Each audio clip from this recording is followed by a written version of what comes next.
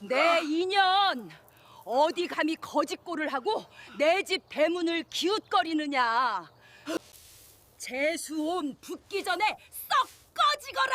비단옷을 입은 여인이 대문 밖으로 소금 바가지를 내던졌습니다. 사람의 팔자는 시간 문제라더니 쥐구멍에도 벼뜰 날이 있다는 옛말이 하나 틀린 것이 없습니다. 오늘 들려드릴 이야기는 흉측한 괴물에게 언니 대신 억지로 시집을 가게 된 착한 동생의 기막힌 인생 역전담입니다. 피도 눈물도 없는 가족들에게 버림받았으나 결국 하늘을 감동시킨 한 여인의 사연. 안녕하세요. 다다야담입니다. 구독과 좋아요 큰 힘이 됩니다. 자, 그럼 가슴 찡한 그 사연 속으로 함께 들어가 보시지요. 찬바람이 문풍지를 찢을듯이 울어대던 어느 겨울밤이었습니다. 강원도 두매산골, 찢어지게 가난한 초가삼간 방구석에서는 끙끙 앓는 소리, 대신 표독스러운 고함이 터져 나왔습니다. 애구머니나, 이 군뱅이 같은 년아, 아궁이에 불 꺼진 지가 언젠데. 아직도 냉골이야? 얼어 죽으라고 고사를 지내는 게냐. 날카로운 목소리의 주인은 이 집안의 안주인 최 씨였습니다. 그녀의 호통의 부엌에서 쭈그리고 앉아 불씨를 살리던 처녀가 화들짝 놀라 검댕이 묻은 얼굴을 들었습니다. 이 집의 둘째 딸, 분이었습니다. 죄송해요, 어머니. 나무가 젖어서 당최 불이 붙질 않아서. 분이는 매캐한 연기에 눈물을 쏟으며 후 하고 대롱을 불어댔지요. 손등은 텃밭 일과 바느질로 거북이 등껍질처럼 터져 피가 배어나오고 있었고, 한겨울인데도 솜이 다 빠져나간 얇은 무명 저고리 한 장을 걸치고 있었습니다.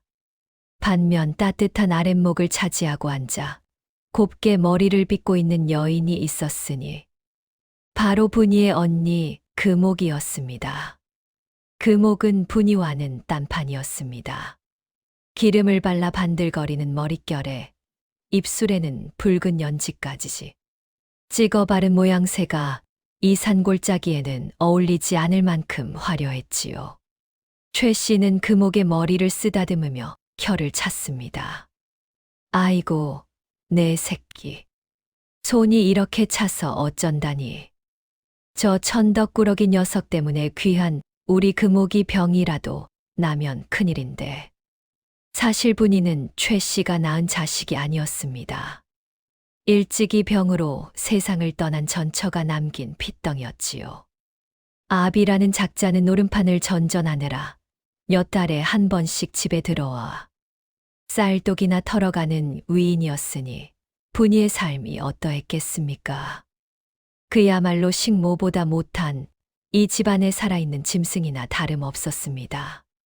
그러던 어느 날, 이 적막한 산골 마을이 발칵 뒤집히는 일이 벌어졌습니다. 고개 너머 저작거리에서도 제일 가는 부자라는 만석군 박대감 댁에서 매파가 찾아온 것입니다. 계십니까? 이 댁에 꽃 같은 따님이 둘이나 있다 하여 찾아왔습니다. 매파의 목소리에 최 씨는 버선발로 뛰쳐나갔습니다. 박대감 댁이라 하면 곳간에 쌓인 쌀이 썩어나가 걸음으로 쓸 정도라는 천석군 부자가 아니겠습니까? 매파는 툇마루에 앉아 땀을 닦으며 넌지시 말을 건넸지요. 박대감 댁 외동아들, 그 도련님 혼처를 구하는데 사주단자를 보니 이 댁 큰따님 금옥 아기씨와 천생연분입디다. 그 말에 최 씨와 금옥의 눈이 휘둥그레졌습니다. 호박이 넝쿨째 굴러들어온다는 게 바로 이런 경우 아니겠습니까? 하지만 매파는 헛기침을 몇 번 하더니 곤란한 표정으로 덧붙였습니다. 헌데 한 가지 흠이 있다면 신랑들 도련님이 어릴 적 화재를 당해 몸이 좀 성치 않다는 것입니다. 몸이요? 어디가 어떻게 말이오? 다리를 전다거나 팔을 못 쓴다거나 그런 것이오? 최 씨가 다급하게 물었습니다. 매파는 주위를 두리번거리더니 목소리를 낮추어 속삭였습니다. 그게 얼굴이 좀 흉합니다. 불에 대어서 눈, 코, 입이 분간이 안 갈 정도라나 뭐라나. 사람들은 그 도련님을 두고 도깨비니 괴물이니 수군댑니다만. 아, 그래도 재산이 워낙 많으니 평생 호의호식하는 데는 문제 없지 않겠습니까? 금옥의 얼굴이 사색이 되었습니다. 돈은 좋지만 괴물과 한 이불을 덮고 살아야 한다니 끔찍하기 짝이 없었지요. 하지만 최 씨의 생각은 달랐습니다. 그녀의 머릿속에는 이미 박대감 댁에서 보내올 엄청난 예물과 논문서들이 둥둥 떠다니고 있었습니다. 걱정 마시게, 우리 금옥이가 효심이 지극하여 부모가 정해준 혼처라면 군말 없이 갈 것이네. 그러니 당장 혼례 날짜를 잡읍시다. 최 씨는 금옥의 옆구리를 꼬집으며 억지 웃음을 지었습니다. 그날 밤 금옥은 밥상을 엎으며 악을 써댔습니다. 어머니, 미쳤어. 내가 왜 그런 병신한테 시집을 가. 내 미모가 아깝지도 않아. 난 죽어도 못 가. 차라리 혀 깨물고 죽어버릴 거야. 이년아, 조용히 해라. 일단 시집만 가면 그 집 재산이 다 내 것이 되는 거야. 눈 딱 감고 몇 년만 비위 맞추면 그 괴물 같은 놈 일찍 죽을 수도 있지 않으냐? 그러면 그 뒤엔 내 세상이다. 어미와 딸이 실랑이를 벌이는 동안 부엌에서 식은 밥덩이를 물에 말아 먹던 분이는 긴 한숨을 내쉬었습니다. 자신과는 상관없는 구름 위의 이야기라 생각했기 때문이지요. 하지만 분이는 꿈에도 몰랐습니다. 그 탐욕스러운 모녀의 계략이 자신의 운명을 송두리째 뒤흔들게 될 줄은 말입니다. 시간은 흘러 혼례 날이 다가왔습니다. 박 대감댁에서 보낸 함이 도착했는데 그 규모가 입이 떡 벌어질 지경이었습니다. 비단이 수십 필이요. 금가락지의 은비녀, 거기다 논 열마지기 문서까지 들어있었지요. 최 씨는 입이 귀에 걸려 덩실덩실 춤이라도 출 기세였습니다. 하지만 금옥은 달랐습니다. 동네 안악들이 우물가에서 나누는 소름 끼치는 소문을 듣고 말았던 것입니다. 예끼, 말도 마. 그 박 대감댁 아들 말이야. 밤마다 짐승 우는 소리를 내면서 칼을 갈고 있대. 그것뿐인가? 얼굴이 녹아내려서 눈꺼풀이 없대. 그래서 잘 때도 눈을 뜨고 잔다지 뭐야. 어우, 징그러워. 그 소리를 들은 금옥은 혼례 당일 아침 대성통곡을 하며 방바닥을 굴렀습니다. 못 가, 안 가, 무서워서 어떻게 살아. 어머니, 나 좀 살려줘. 그 돈 다 필요 없어. 금옥이 혼례복을 집어던지고 드러눕자 최 씨는 난감하여 발을 동동 구를 수밖에 없었습니다. 이미 가마는 마을 입구에 당도했고 잔치 국수 삶는 냄새가 진동을 하는데 신부가 없다고 하면 그 뒷감당을 어찌합니까? 잘못하면 관아에 끌려가 곤장을 맞거나 받은 예물을 토해내고 빚더미에 앉게 생겼으니 말입니다. 그때 최 씨의 독사 같은 눈길이 부엌에 있던 분이에게 꽂혔습니다. 마침 분이는 새벽같이 일어나 잔치에 쓸 물을 길어 나르느라 땀범벅이 되어 있었습니다. 최 씨가 표정을 싹 바꾸더니 꿀 떨어지는 목소리로 분이를 불렀습니다. 분아, 아가, 이리 좀 와 보렴. 평생 들어본 적 없는 다정한 말투의 분이는 어리둥절하여 방으로 들어갔지요. 최 씨는 분이의 거친 손을 덥석 잡으며 눈물을 글썽이는 척 연기를 시작했습니다. 분아, 내 언니가 갑자기 급사를 맞았는지 배를 잡고 기절을 했다. 이 일을 어쩌면 좋니? 가마는 왔는데 빈 가마를 돌려보내면 우리 집안은 멸문지화를 당할 게야. 내가 오늘 하루만 언니 대신 가마에 오르면 안 되겠느냐? 네, 어머니, 그게 무슨 말씀이세요? 저는 감히. 아니다. 너도 알다시피 언니가 저 모양이니 어쩌겠니. 일단 혼례만 치르고 첫날 밤에 사정해서 도망치든지 하렴. 제발 이 어미 좀 살려다오. 말이 부탁이지 그것은 협박이나 다름없었습니다. 최 씨는 분이가 대답도 하기 전에 강제로 분이의 옷을 벗기고 금옥이 입어야 할 붉은 화롯을 입히기 시작했습니다. 분이는 발버둥 쳤지만 힘센 최 씨를 당해낼 재간이 없었지요. 어머니 무서워요. 이러지 마세요. 이건 사기잖아요. 시끄럽다. 내가 안 가면 우리 식구 다 죽는다는데 잔말이 많아. 이년아, 밥값은 해야 할 거 아니냐. 조금 전까지 다정하던 최 씨는 온데간데 없고 다시금 악귀 같은 본색을 드러내며 분이의 머리에 족도리를 씌웠습니다. 분이는 하염없이 눈물을 흘리며 연지곤지를 찍어야만 했습니다. 그녀의 눈물 때문에 분가루가 얼룩져 신부의 얼굴은 엉망이 되었지요. 밖에서는 풍악 소리가 울려 퍼지고 신랑 측 하인들이 신부 나오시오 하고 외쳤습니다.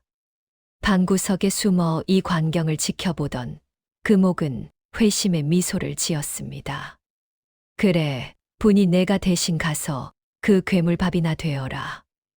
나는 나중에 부잣집 첩으로라도 가서 호강할 테니.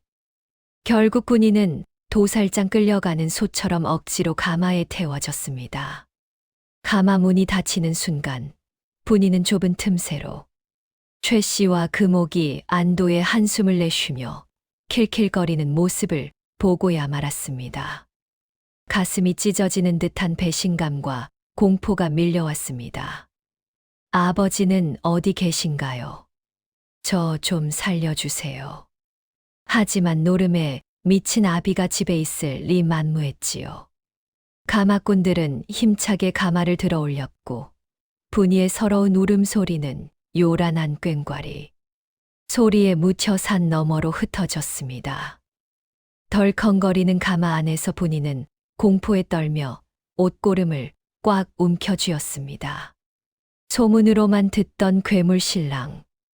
얼굴이 녹아내리고 짐승 소리를 낸다는 그 남자가 있는 곳으로 가는 길은 마치 저승길과도 같았습니다. 과연 가마 문이 열리면 분이 앞에는 어떤 운명이 기다리고 있을까요? 박대감 댁의 소슬대문은 궐문처럼 높고 육중했습니다.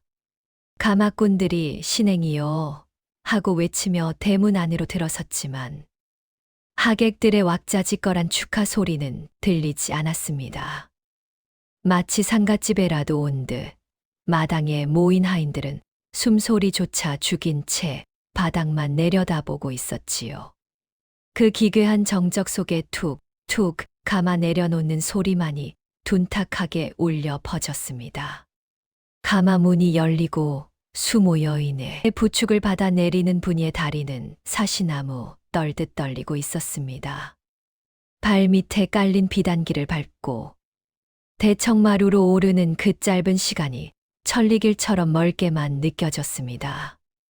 힐끔 훔쳐본 대청마루 중앙에는 병풍이 둘러쳐져 있었고 그 앞에는 붉은 관복을 입은 신랑이 등을 돌린 채 서 있었습니다. 체격은 산만한데 어깨가 축 늘어진 것이 어딘가 기괴한 분위기를 풍겼지요. 자, 어서 교배례를 올리시지요. 집사 노인의 건조한 진행에 따라 분이는 기계적으로 절을 올렸습니다. 맞절을 하기 위해 신랑이 천천히 몸을 돌리는 순간 분이는 헉하고 숨을 삼켰습니다. 신랑은 얼굴을 다 가리는 검은색 복면을 쓰고 있었던 것입니다. 눈구멍 2개만 뻥 뚫려 있었는데 그 사이로 번뜩이는 눈빛이 어찌나 살기가 등등한지 쳐다보는 것만으로도 오금이 저릴 지경이었습니다. 혼례는 도망치듯 순식간에 끝이 났습니다. 제대로 된 잔치 음식도 없이 분이는 곧장 신방으로 떠밀려 들어갔습니다. 신방은 화려했지만 코를 찌르는 독한 약 냄새와 퀴퀴한 곰팡내가 섞여 있어 머리가 어지러웠습니다. 문 밖에서 빗장 걸리는 소리가 철컥하고 나자 분이는 비로소 자신이 독 안에 든 쥐신새가 되었음을 실감했습니다. 흐흐흐. 이번 계집은 얼마나 버틸고 어디선가 들려오는 듯한 하인들의 수군거림이 귓가를 맴돌았습니다. 분이는 방구석에 웅크리고 앉아 무릎에 얼굴을 파묻었습니다. 그때였습니다. 쾅! 문이 부서져라 열리더니 신랑 만석이 비틀거리며 들어왔습니다. 술 냄새가 진동을 했습니다. 그는 성큼성큼 분이에게 다가와 다짜고짜 멱살을 잡고 일으켜 세웠습니다. 너는 또 어디서 팔려온 계집이냐? 돈 몇 푼에 몸을 팔러온 게냐? 아니면 우리 집 재산 한 몫 챙겨서 도망가려고 온 게냐? 복면 속에서 울려나오는 목소리는 짐승의 으르렁거림 같았습니다. 분이는 너무 무서워 말도 나오지 않았지만 살려달라고 비는 대신 바들바들 떨며 눈을 질끈 감았습니다. 그러자 만석은 거칠게 분이를 바닥으로 내동댕이 쳤습니다. 꼴도 보기 싫다. 썩 꺼져라. 내 얼굴을 보고도 기절하지 않는 년이 없었으니 너도 어서 보고 비명이나 지르고 도망가란 말이다. 만석은 광기 어린 웃음을 터뜨리며 쓰고 있던 복면을 거칠게 벗어던졌습니다. 호롱불 아래 드러난 그의 얼굴은 참혹 그 자체였습니다. 화마가 휩쓸고 간 자리는 붉고 검은 흉터로 뒤덮여 이목구비가 어디 붙었는지 분간하기 힘들 정도였고 왼쪽 눈은 녹아내린 살점에 파묻혀 보이지도 않았습니다. 입술은 뒤틀려 침이 계속 흘러내리고 있었지요. 세상 사람들이 괴물, 도깨비라 부르던 것이 결코 과장이 아니었습니다. 으악 하는 비명이 터져 나와야 정상인 상황이었습니다. 이전의 정혼자들도 이 얼굴을 보고 거품을 물고 기절하거나 그 길로 도망쳤다 했으니까요. 만석은 분이의 공포에 질린 비명을 기다리며 일그러진 얼굴을 들이밀었습니다. 자신을 혐오하는 눈빛을 보는 것에 이골이 난 사람처럼 자포자기한 심정으로 말입니다. 하지만 방 안에는 정막만이 감돌았습니다. 눈을 뜬 분이는 만석의 얼굴을 빤히 바라보았습니다. 물론 처음에는 놀란 가슴에 숨이 멎을 뻔했으나 분이의 눈에 들어온 것은 흉측한 상처보다 그 너머에 있는 그윽한 슬픔이었습니다. 흉터 사이로 고름이 흘러내리는 것을 본 분이는 저도 모르게 품에서 하얀 속적삼 자락을 찢었습니다. 서방님, 아프지 않으십니까? 분이는 떨리는 손으로 만석의 턱 밑으로 흐르는 고름과 침을 조심스럽게 닦아내기 시작했습니다. 만석의 몸이 벼락 맞은 나무처럼 뻣뻣하게 굳었습니다. 평생 들어본 적 없는 말. 징그럽다, 무섭다가 아니라 아프지 않냐는 말.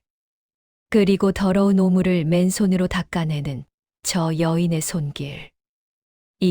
이게 무슨 짓이야? 내 몸에 손대지 마라. 더럽지도 않으냐? 만석이 소스라치게 놀라며 분이의 손을 쳐냈습니다. 하지만 분이는 바닥에 나뒹굴면서도 다시 일어나 만석의 발치에 무릎을 꿇었습니다. 그녀의 머릿속에는 3년 전 산에서 나무를 캐다 마주쳤던 한 거지의 기억이 스쳐 지나갔습니다. 그때도 겨울이었습니다. 눈 덮인 산속 움막에서 웬 거지가 썩어가는 다리를 부여잡고 신음하고 있었습니다. 마을 사람들은 전염병이 옮는다며 돌을 던져 쫓아냈지만 분이는 몰래 찐 감자와 약초를 지식여 그 거지의 상처에 발라주었지요. 그때 거지는 삿갓을 깊게 눌러쓰고 있어 얼굴은 보지 못했지만 캐진 옷 사이로 보이던 붉은 화상 자국과 고통에 찬 눈빛만은 또렷이 기억하고 있었습니다. 그 눈빛이다. 그때 그 거지분이 설마 서방님이란 말인가? 분이는 확신할 수 없었지만 눈앞의 남자가 괴물이 아닌 상처 입은 짐승처럼 느껴져 가슴이 아려왔습니다. 분이는 다시금 손을 뻗어 이번에는 만석의 뭉그러진 손등을 잡았습니다. 서방님, 저는 괜찮습니다. 얼굴이 험한 것이 죄는 아니지 않습니까? 마음이 고와야 진짜 사람이지요. 저도 집에서 천덕꾸러기 취급을 받으며 자라 서방님 마음이 얼마나 추우실지 압니다. 만석은 멍하니 분이를 내려다보았습니다. 그의 성한 오른쪽 눈동자가 심하게 흔들렸습니다. 독한 술기운과 분노로 이글거리던 눈빛이 서서히 잦아들고 그 자리에 물기가 차올랐습니다. 그는 3년 전 아버지의 눈을 피해 집을 뛰쳐나가 거짓골을 하고 떠돌던 시절 자신에게 따뜻한 감자 2알을 쥐어주며 살아야 합니다. 살다 보면 좋은 날이 옵니다. 라고 말해주던 산골 처녀의 목소리를 기억해 낸 것입니다. 이 목소리는 만석의 입술이 파르르 떨렸습니다. 하지만 그는 자신의 흉한 몰골이 부끄러워 차마 아는 체를 할 수가 없었습니다.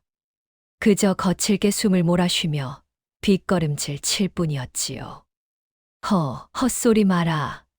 내가 나를 동정하는 게냐? 건방진 것. 만석은 짐짓 큰 소리를 쳤지만 더 이상 분이에게 물건을 던지거나 욕을 하지는 않았습니다. 그는 비틀거리며 방구석으로 물러나 벽에 기대앉았습니다. 경계심 가득한 눈으로 분이를 노려보았지만 분이는 아랑곳하지 않고 구석에 놓인 세숫대야에 물을 적셔 수건을 짜왔습니다. 열이 펄펄 끓으십니다. 땀이라도 좀 닦으세요. 분이가 다가와 조심스럽게 이마에 땀을 닦아주자 만석은 마치 최면에 걸린 듯 얌전해졌습니다. 그의 거친 피부에 닿는 분이의 손길은 투박했지만 따뜻했습니다. 어린 시절 화재로 어머니를 잃은 후 누구에게도 받아보지 못한 어미의 손길 같기도 했습니다. 독한 약 냄새 사이로 분이에게서 나는 은은한 흙내음과 풀냄새가 만석의 콧속으로 스며들었습니다. 긴장이 풀린 탓일까요? 아니면 취기 때문일까요? 만석의 눈꺼풀이 천근만근 무거워졌습니다. 그는 분이의 무릎에 머리를 맡기는 것이 죽기보다 싫었지만 몸은 말을 듣지 않고 스르르 허물어졌습니다. 결국 천하의 괴물이라 불리던 만석은 오늘 처음 본 신부의 무릎을 베고 깊은 잠에 빠져들고 말았습니다. 분이는 잠든 남편의 얼굴을 내려다보았습니다. 가까이서 보니 흉측함보다는 안쓰러움이 더 컸습니다. 그녀는 조용히 남편의 헝클어진 머리카락을 넘겨주며 나직이 중얼거렸습니다. 부디 악몽 꾸지 말고 편히 주무세요. 그 시각 신방 밖 어둠 속에서는 누군가가 문구멍을 통해 이 광경을 지켜보고 있었습니다. 박 대감 댁의 안살림을 도맡아 하는 시어머니, 아니 정확히 말하면 만석의 계모인 윤 씨였습니다. 그녀의 눈매가 매섭게 찢어졌습니다. 호, 저것 봐라. 도망을 치기는커녕 고름을 닦아줘. 제법 당돌한 년이 들어왔구나. 윤 씨의 입가에 비릿한 미소가 번졌습니다. 그녀는 자신의 아들, 즉 만석의 이복 동생인 창수이 집안의 주인으로 만들기 위해 만석이 하루빨리 미쳐서 죽거나 집을 나가길 바라고 있었기 때문입니다. 그런데 새로 들어온 며느리가 만석을 진정시키다니 윤 씨의 계획에 차질이 생길 조짐이었습니다. 어디 얼마나 버티나 두고 보자. 내일 날이 밝는 대로 전연의 길을 꺾어놔야겠어. 윤 씨는 섬뜩한 독백을 남기고 어둠 속으로 사라졌습니다. 새벽 달기 울기 전 박대감 댁의 차가운 새벽. 공기는 앞으로 분이에게 닥쳐올 가혹한 시집살이를 예고하듯 날카롭게 살갗을 파고들었습니다. 이튿날 아침 동창이 밝아오기도 전에 분이는 눈을 떴습니다. 밤새 한숨도 못 잤을 법도 하건만 분이는 소미불처럼 무거운 몸을 억지로 일으켰습니다. 옆자리를 더듬어 보니 온기가 식어 있었습니다. 만석은 언제 나갔는지 보이지 않았고 덩그러니 놓인 베개에는 그가 흘린 핏물 섞인 침자국만이 얼룩져 있었지요. 방문을 열고 나서자 싸늘한 새벽 공기가 뺨을 때렸습니다. 마당을 쓸던 하인들이 분이를 보자마자 수군대며 킬킬거렸습니다. 어머, 살아나왔네. 첫날 밤에 목이 졸려 죽을 줄 알았더니 용하네, 용해. 쉿, 들리겠다. 전년도 참 팔자가 사납지. 저 꼴을 보고 어떻게 비위를 맞췄을까. 분이는 그들의 조롱을 못 들은 척하며 부엌으로 향했습니다.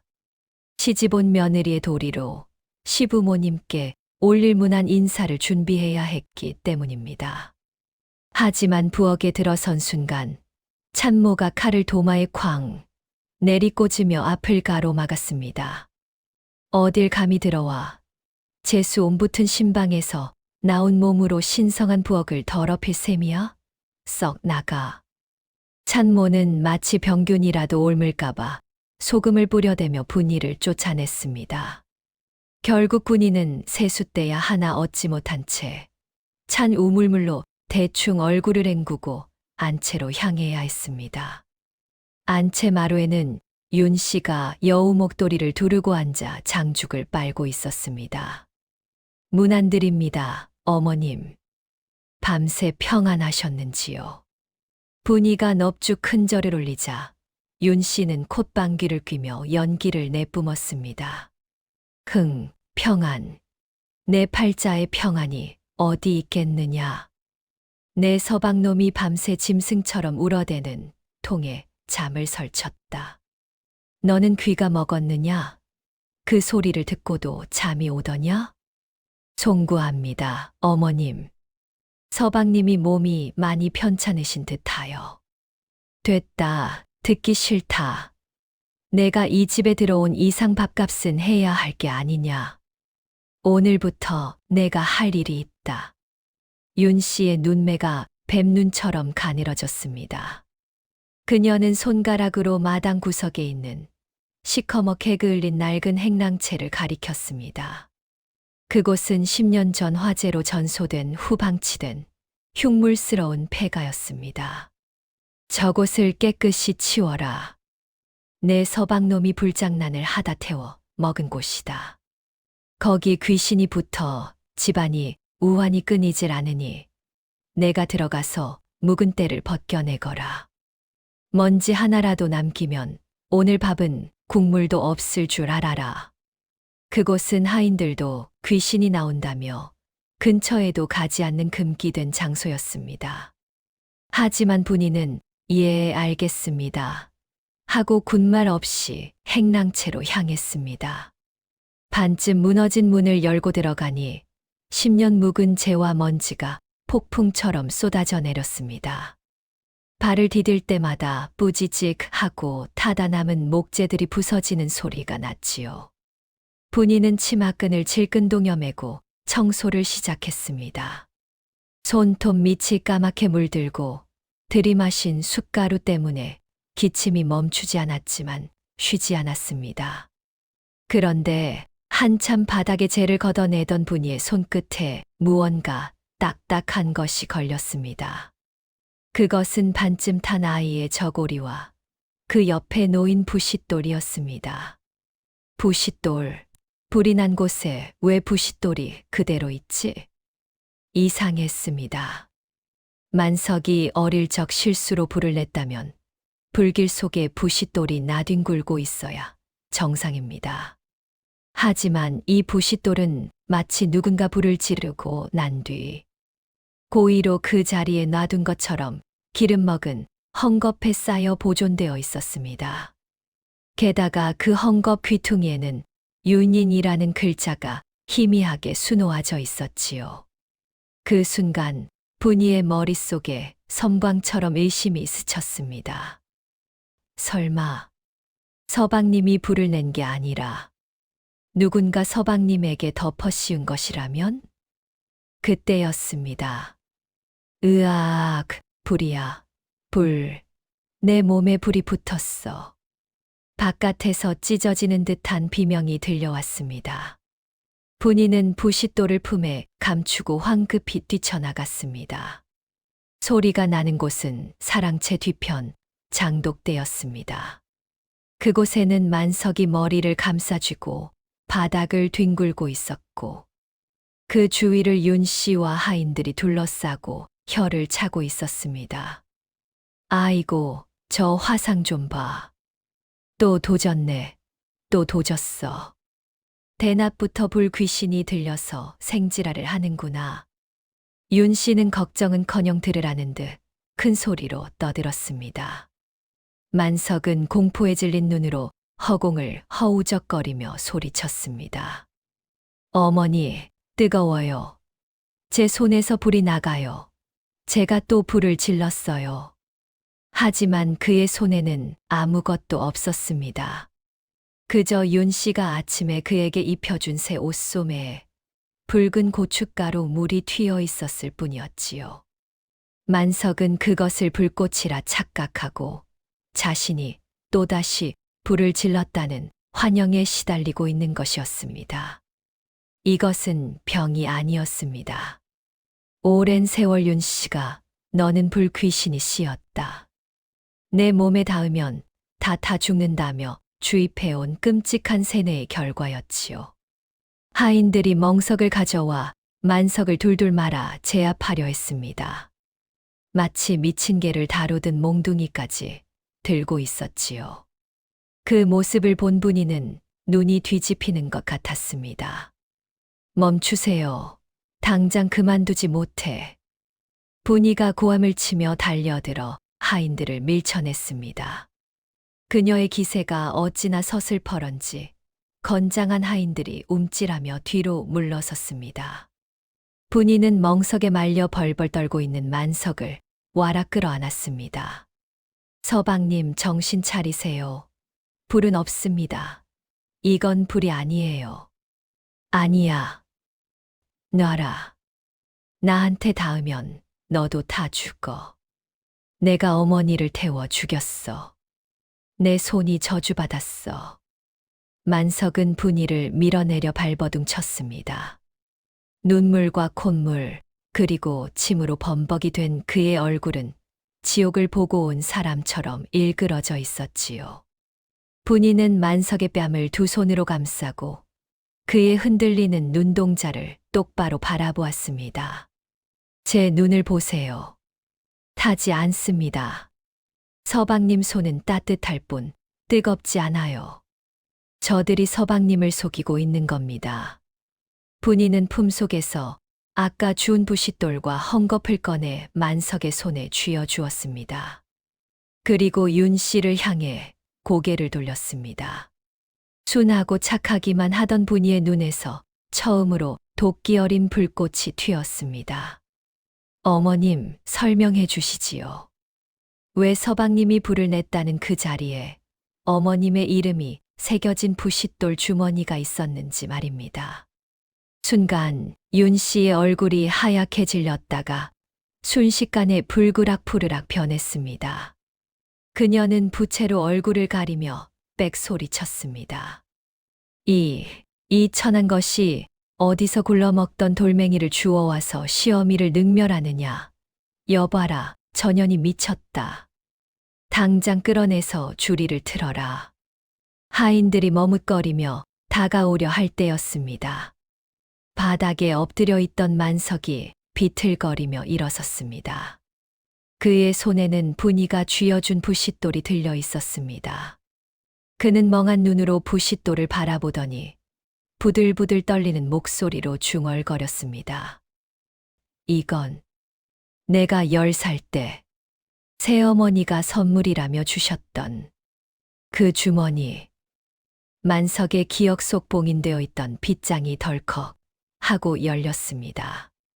화재가 나던 그날 밤, 만석아, 이 주머니를 아궁이 옆에 두면 복이 온단다라며 웃던 윤 씨의 얼굴. 그리고 자신이 잠든 사이 매캐한 연기와 함께 타오르던 불길.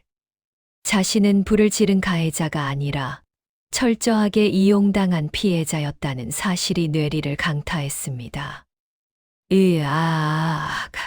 만석은 짐승 같은 포효를 내지르며 들고 있던 멍석을 집어던졌습니다. 그 힘이 어찌나 장사인지 마당 한가운데 놓인 큰 독이 와장창 깨져버렸습니다. 광인의 발작이 아니었습니다. 그것은 10년간 억눌려왔던 억울함과 분노의 폭발이었습니다. 만석의 성한 오른쪽 눈이 핏발로 붉게 물들며 윤 씨를 노려보았습니다. 당신이었어. 나를 괴물로 만든 게 당신이었어. 만석이 윤 씨에게 달려들 기세로 한 걸음을 내딛자 윤 씨는 어머 사람 살려 하며 뒤로 나자빠졌습니다. 하인들이 만석을 막으려 달려들었지만 분이가 재빨리 만석의 앞을 가로막았습니다. 그리고 품에서 작은 은장도를 꺼내 자신의 목에 겨누었습니다. 누구든 서방님 몸에 손끝 하나라도 대면 내 이 자리에서 자결하여 이 집안의 악독함을 온 천하의 귀신이 되어 알릴 것이오. 양반가에서 며느리를 죽여내보냈다는 소문이 나면 어찌 될지 잘 아시겠지요. 분이의 서리빨 같은 외침의 마당에는 찬물을 끼얹은 듯 정적이 흘렀습니다. 윤 씨는 입술을 깨물며 분한 표정으로 씩씩거렸지만 섣불리 움직일 수 없었습니다. 천하의 만석군 집안이 며느리를 죽였다는 소문이 나면 아들 창수의 앞길도 막히기 때문이었지요. 좋다. 아주 독종이 들어왔구나. 내 오늘은 봐줄 터이니 그 미친놈 데리고 썩 꺼져라. 안채 근처엔 얼씬도 하지 마라.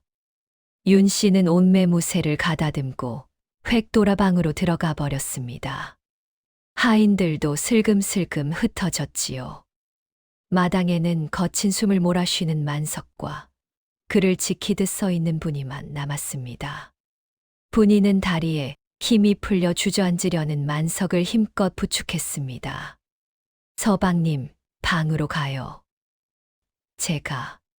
제가 다 지켜드리겠습니다. 만석은 자신의 흉측한 손을 잡고 있는 분이의 작고 고운 손을 내려다보았습니다. 태어나서 처음으로 누군가가 자신을 위해 목숨을 걸어주었습니다. 그의 굳어버린 심장에 다시금 뜨거운 피가 돌기 시작했습니다. 그것은 분노가 아닌 살아야겠다는 처절한 의지였습니다. 두 사람은 서로를 의지한 채 절뚝거리며 행랑채 쪽으로 걸음을 옮겼습니다. 비록 안채에서 쫓겨나 폐가나 다름없는 곳으로 유배된 신세였지만 두 사람의 등 뒤로 내리쬐는 햇살은 그 어느 때보다 따스했습니다. 하지만 이것은 시작에 불과했습니다. 윤 씨는 결코 이대로 물러설 위인이 아니었으니까요. 도골은 뱀처럼 그녀는 더 교활하고 치밀한 함정을 준비하기 시작했습니다. 쫓겨나듯 들어온 행랑채는 사람 살 곳이 못 되었습니다. 천장에는 거미줄이 흉가처럼 늘어져 있고 바닥에서 올라오는 냉기는 발바닥을 얼어붙게 만들었습니다. 하지만 분이는 불평 한마디 없이 소매를 걷어붙였습니다. 방구석에 굴러다니는 집단을 모아 자리를 마련하고 아궁이에 남은 잔불을 긁어모아 겨우 온기를 피워냈습니다. 서방님, 이리 오세요. 우선 몸부터 씻으셔야 합니다. 분이는 밖에서 눈을 녹여 끓인 따뜻한 물을 대야에 담아왔습니다. 만석은 구석에 웅크리고 앉아 경계심 가득한 눈으로 분이를 노려보았습니다.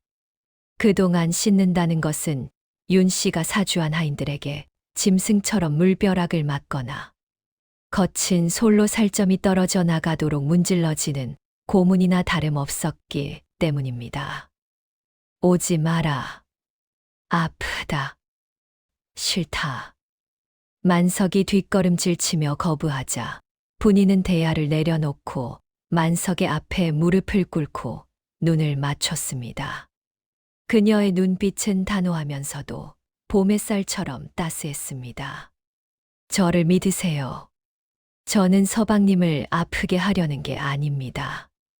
묵은 때를 벗겨내야 새살이 돋고 그래야 사람 대접을 받을 수 있습니다. 분이는 떨고 있는 만석의 손을 잡아 물수건으로 감쌌습니다. 따뜻한 온기가 닿자 만석의 긴장이 조금씩 풀렸습니다.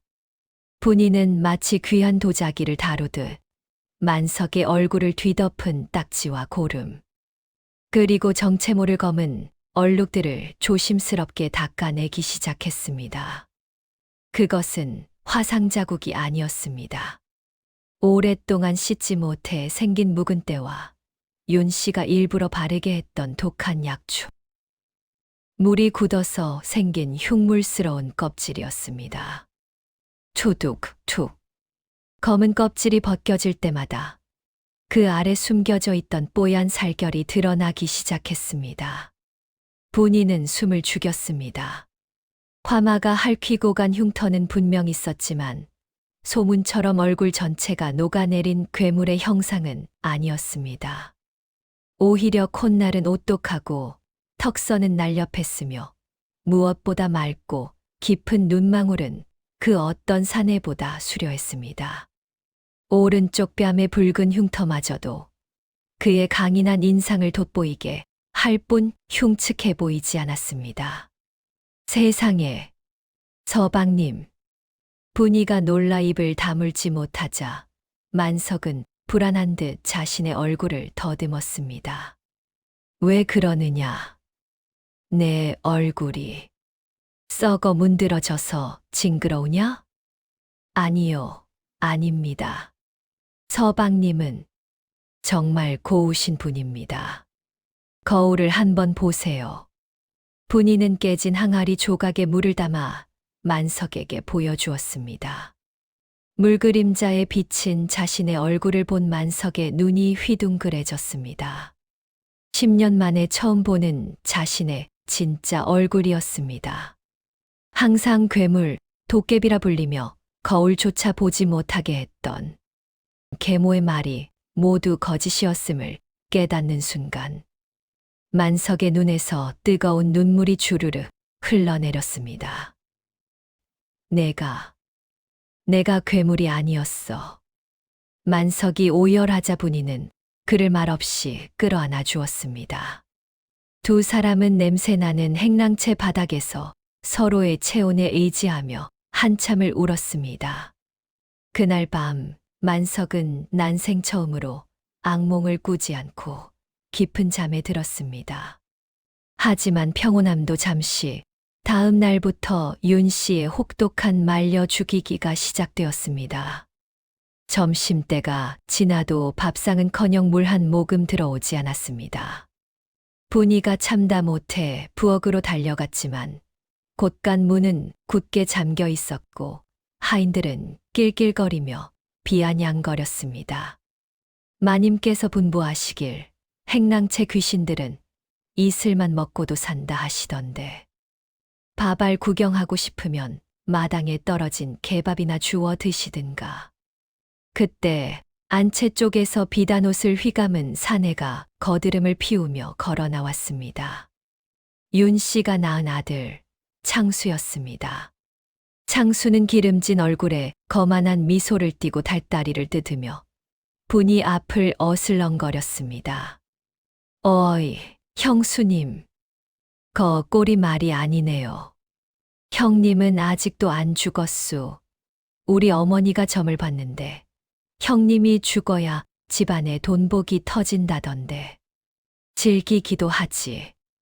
창수는 먹다 남은 달뼈를 분이의 발치에 퇴하고 뱉었습니다. 분이는 치밀어 오르는 모멸감에 주먹을 불끈 쥐었지만 당장 굶고 있는 남편을 생각하며 고개를 숙였습니다. 도련님, 서방님이 어제부터 곡기를 끊으셨습니다. 제발 쌀 한 줌만이라도 적선해 주십시오. 훗날 이 은혜는 잊지 않겠습니다. 적선, 하하하. 여기가 무슨 구빈원인 줄 아나? 싫은데. 내가 왜? 창수는 킬킬대며 발로 달뼈를 지식이고는 뒤도 돌아보지 않고 사라졌습니다. 분이는 지식여진 달뼈를 멍하니 바라보다가 입술을 깨물고 돌아섰습니다. 그걸로는 해결할 수 없다는 것을 뼈저리게 느꼈기 때문입니다. 분이는 마을 뒷산으로 향했습니다. 한겨울 언 땅을 호미도 없이 손으로 파헤치기 시작했습니다. 손톱이 뒤집히고 피가 낭자했지만 칡뿌리와 돼지 감자를 찾아내기 전에는 내려가지 않겠다는 각오였습니다. 해가 뉘엿뉘엿질 무렵 분이의 치마폭에는 흙투성이 칡뿌리와 얼어붙은 무청 시래기 몇 가닥이 담겨 있었습니다. 행랑채로 돌아온 분이는 아궁이에 불을 지피고 칡뿌리를 삶았습니다. 구수한 냄새가 방 안에 퍼지자 벽을 보고 누워있던 만석이 힘겹게 몸을 일으켰습니다. 서방님, 일어나세요. 고기 반찬은 아니지만 드셔야 기운을 차립니다. 분이는 뜨거운 칡물을 호호 불어가며 만석의 입에 떠넣어 주었습니다. 만석은 받아먹다 말고 왈칵목이 매는 듯 숟가락을 잡은 분이의 손을 덥석 잡았습니다. 부인, 미안하오. 나 같은 병신을 만나서 고생만 하고. 만석의 입에서 처음으로 정상적인 그리고 아주 점잖은 말투가 튀어나왔습니다. 분이가 놀란 눈으로 바라보자 만석은 씁쓸한 미소를 지으며 품속 깊은 곳에서 낡은 서책 한 권을 꺼냈습니다. 거표지가 다 닳아버린 맹자였습니다. 나는 미치지 않았소. 미친 척을 하지 않으면 그 여자가 나를 죽일 것 같아서 10년 동안 바보 흉내를 냈던 것이요. 만석의 고백은 충격적이었습니다. 그는 낮에는 광인 행세를 하며 침을 흘리고 다녔지만 밤이 되면 달빛에 의지의 아버지가 남긴 책들을 몰래 읽으며 학문을 익혀왔던 것입니다. 하지만 혼자만의 힘으로는 그 악독한 모자를 이길 수 없어 스스로를 가두고 체념한 채 살아가고 있었던 것이지요. 하지만 이제는 아니요. 부인이 나를 사람으로 만들어 주었으니 나도 내 자리를 되찾아야겠소. 내 아버지의 재산, 그리고 빼앗긴 내 인생. 전부 다 되찾아 부인에게 바칠 것이요. 만석의 눈빛은 더 이상 겁먹은 짐승의 것이 아니었습니다. 먹이를 노리는 호랑이의 형형한 눈빛이었습니다. 분이는 가슴이 벅차올라 만석의 손을 꼭 잡았습니다. 예, 서방님. 제가 돕겠습니다. 저들이 밥을 안 주면 제가 산을 뒤져서라도 먹일 것이고, 저들이 길을 막으면 제가 뚫겠습니다. 그때 행랑채 문 밖에서 부스럭거리는 소리가 들렸습니다. 누구냐? 만석이 낮고 위험 있는 목소리로 일갈했습니다. 문이 빼꼼히 열리더니 뜻밖의 인물이 들어왔습니다. 이 집의 마당쇠 칠복이었습니다. 칠복이는 주위를 두리번거리더니 품 안에서 김이 모락모락 나는 주먹밥 2덩이를 꺼내 놓았습니다. 도련님. 아씨, 이거 드셔요. 이게 웬 떡이냐? 내가 훔쳐온 것이냐? 분이가 놀라 묻자 칠복이는 머리를 긁적이며 수줍게 웃었습니다. 저기, 기억 안 나셔요? 3년 전 겨울에 제가 다리 부러져서 산속에 쓰러져 있을 때 아씨가 치마 찢어서 묶어주고 업어다 주셨잖아요. 그때는 제가 거지꼴이라 못 알아보셨겠지만 분이의 눈이 커졌습니다.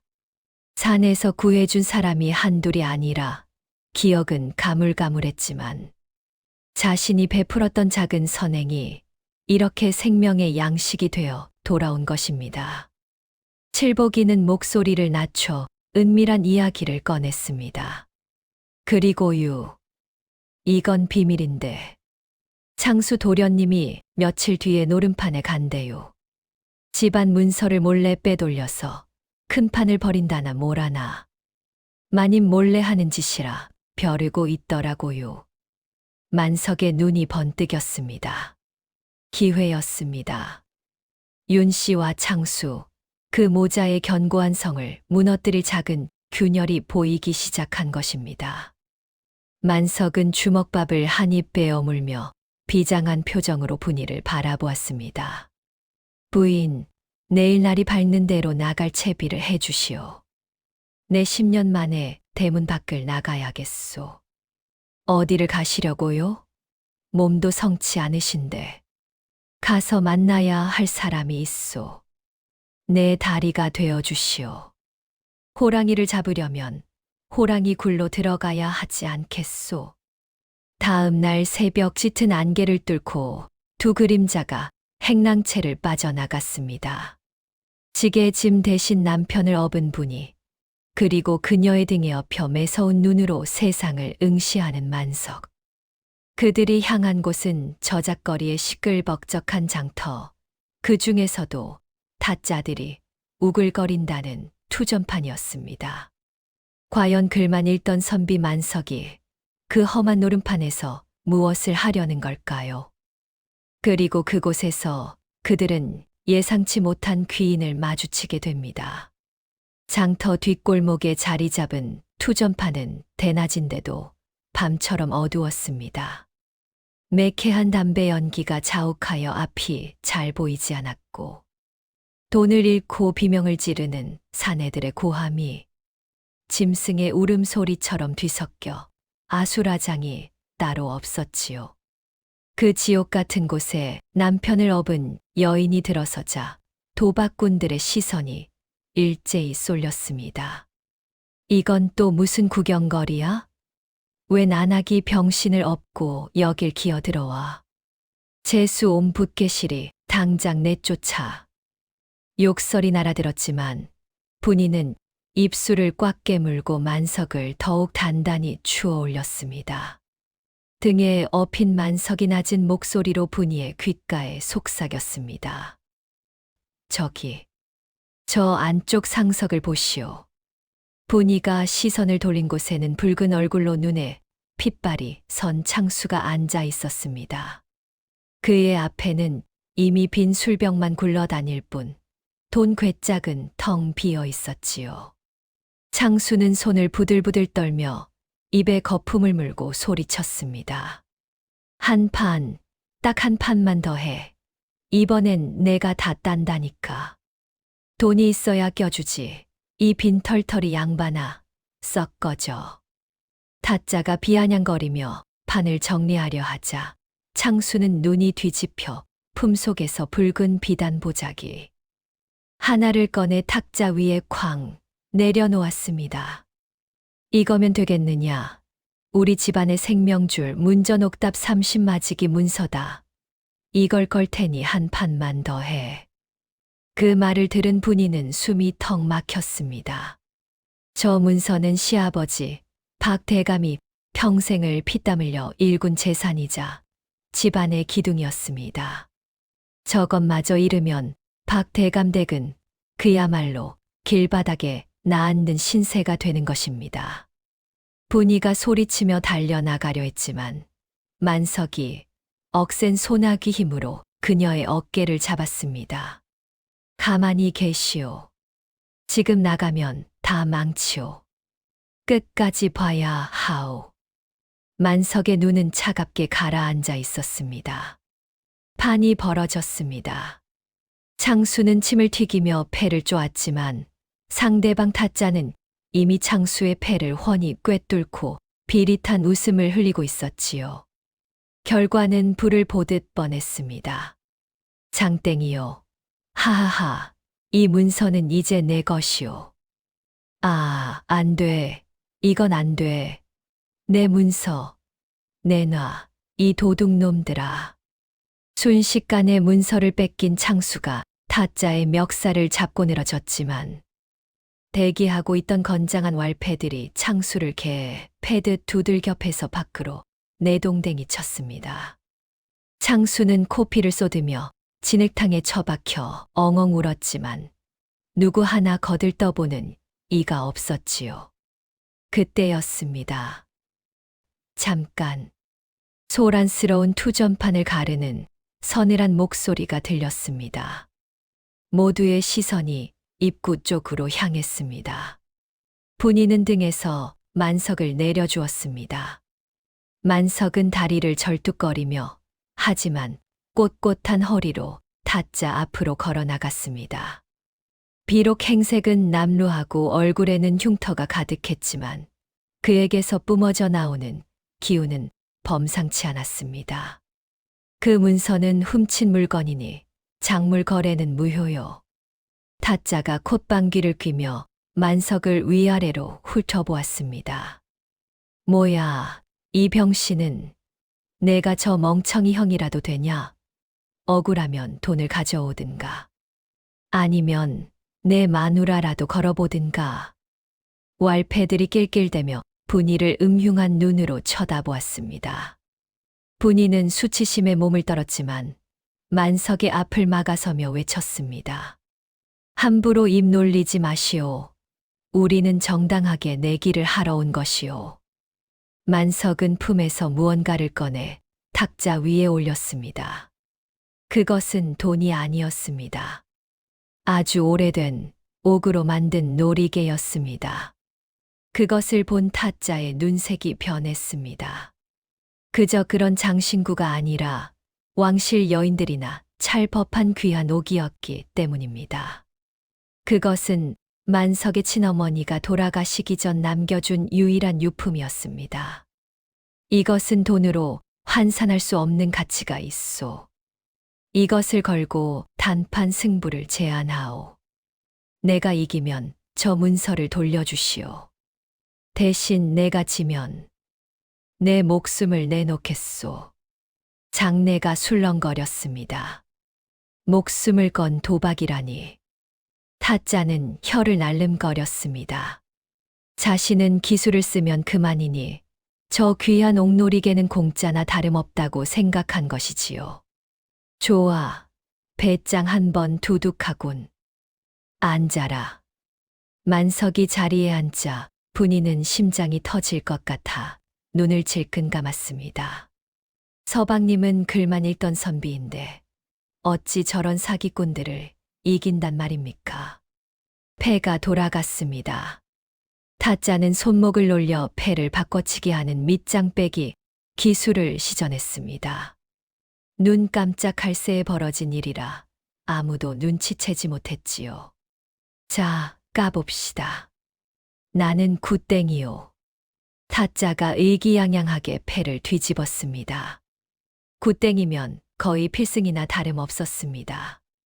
타짜가 만석의 놀이개를 집으려 손을 뻗는 순간 만석의 손이 번개처럼 움직여 타짜의 손목을 낚아챘습니다.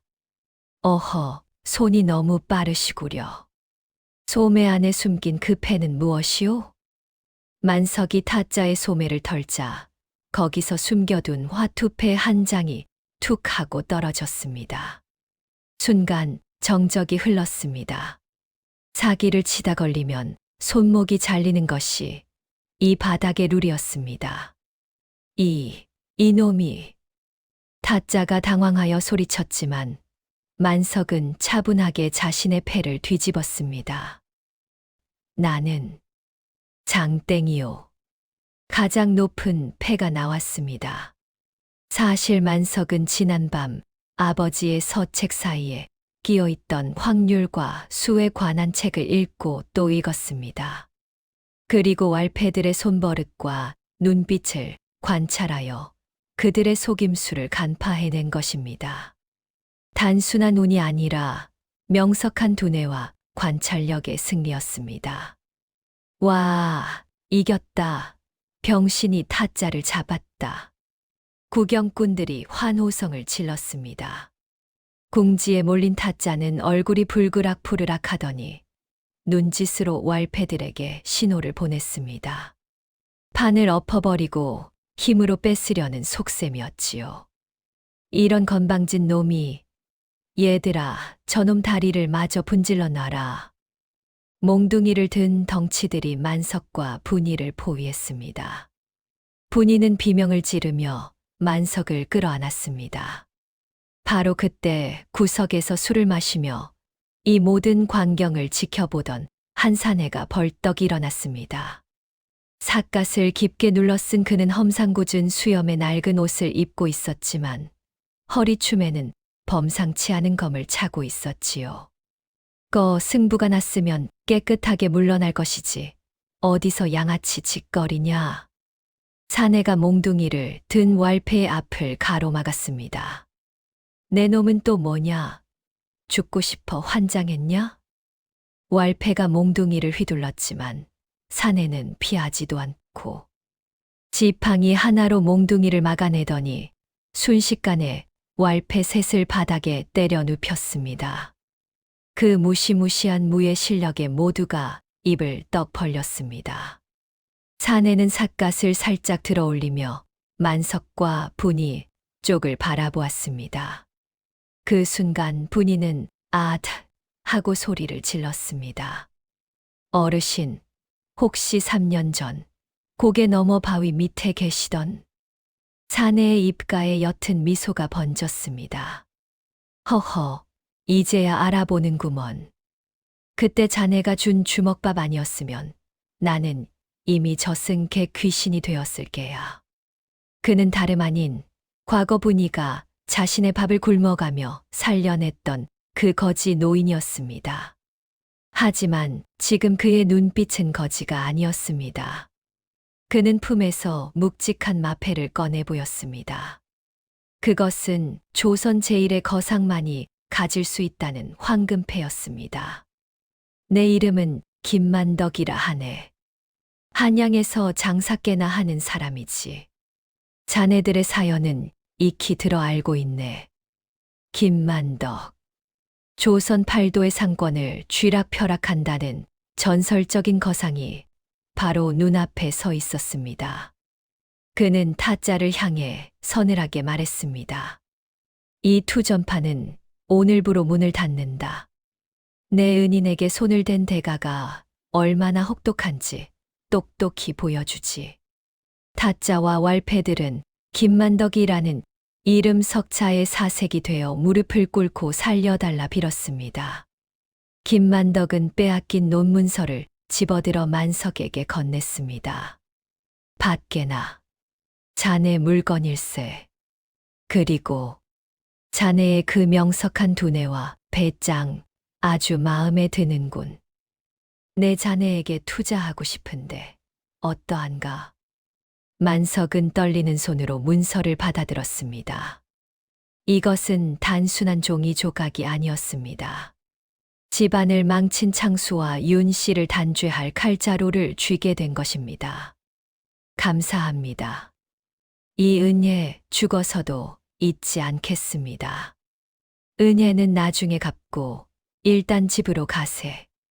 가서 그 썩어 빠진 집구석을 갈아엎어야 하지 않겠나?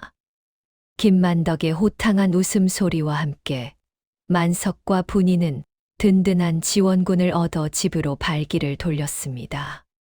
한편 집에서는 창수가 알거지가 되어 쫓겨난 줄도 모르고 윤 씨가 며느리 분이를 내쫓을 궁리만 하며 희죽거리고 있었습니다. 호랑이 같은 김만덕을 앞세우고 돌아온 만석과 분이 과연 대문이 열리면 윤 씨의 얼굴은 어떻게 변할까요? 박 대감댁 안채에는 때 아닌 잔치판이 벌어졌습니다. 윤 씨는 아랫목에 비단방석을 깔고 앉아 꿀물에 절인 약과를 베어물며 콧노래를 흥얼거렸습니다.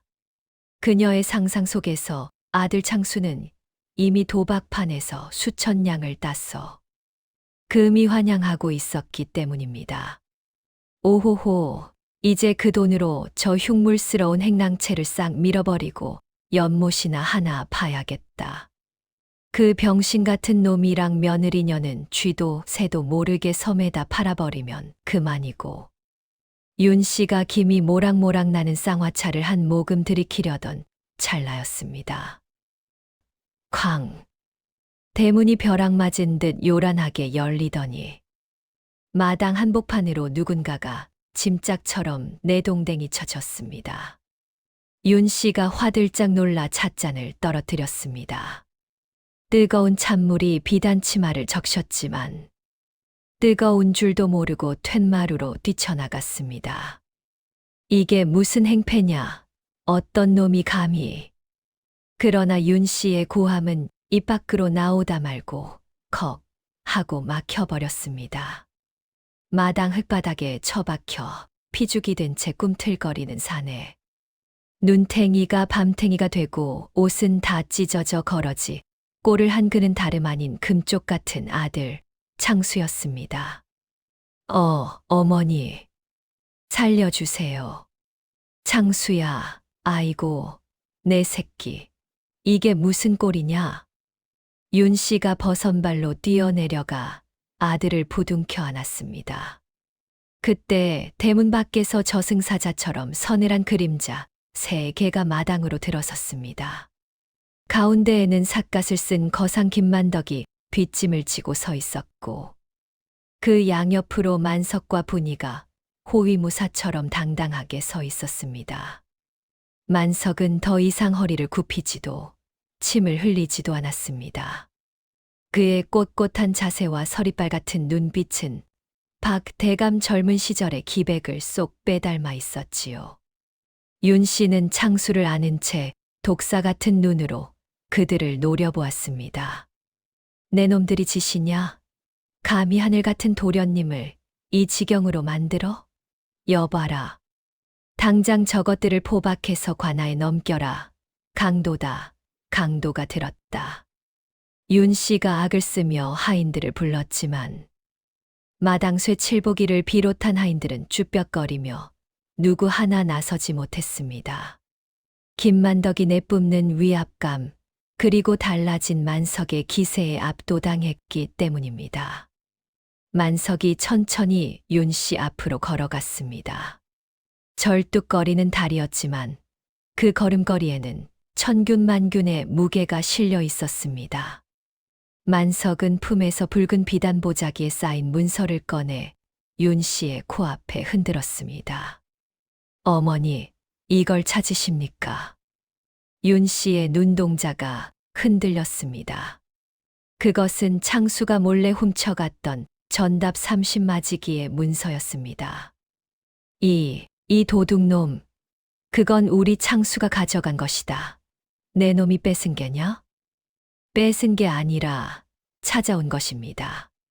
창수가 노름판에서 탕진하고 날린 것을 제가 목숨 걸고 되찾아왔단 말입니다. 만석의 목소리는 낮지만 쩌렁쩌렁하게 울려 퍼졌습니다. 그는 문서를 자신의 품에 다시 넣으며 차갑게 선언했습니다. 이제 이 집안의 모든 재산권은 장자인 제가 관리하겠습니다. 아버님이 병석에 누워 계신 틈을 타 집안을 말아먹으려 한 죄, 결코 가볍지 않습니다.